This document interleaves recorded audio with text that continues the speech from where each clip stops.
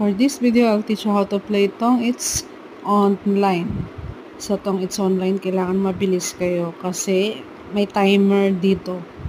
Ngayon, kung wala pa kayong apps, before we start, download Tong It's Pinoy sa Google Play Store and Tong It's Mania for iOS user. Same game, same club, name lang yung pinagkaiba. For iOS is Tong It's Mania, for Android is Tong It's Pinoy. Now, let's start how to play Tong It's. As you can see, magbibigay sila ng baraha para automatically grouping siya. May nakalagay, may lalabas na green na bilog doon sa may gilid. Itatap nyo lang siya, katulad na ito.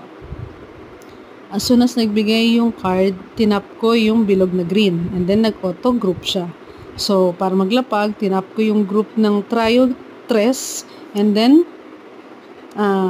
drop. Drop means lapag. And then, pagdating naman sa pagtapon, dapat mabilis kayo kasi may oras nga siya, like tulad na sinabi ko kanina, kung ano yung gusto nyo itapon, automatically itap nyo yung gusto nyo itapon, and then, dump. Kasi kung hindi nyo siya agad ma-dump at naubos yung oras, automatically, kung ano yung pinakamataas na card, ayun yung mag-auto tapon. And pagdating naman sa pagsapaw, papakita ko rin sa inyo how it is.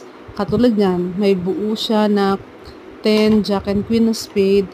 Para maisapaw ko si King, kailangan ko itap si King and then itap ko yung lapag niya.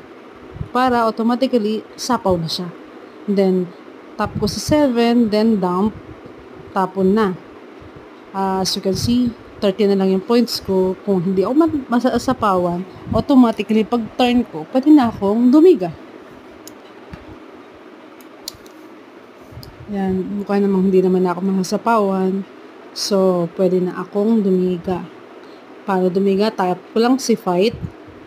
Kung lumaban sila o hindi, kung hindi naman nalaban,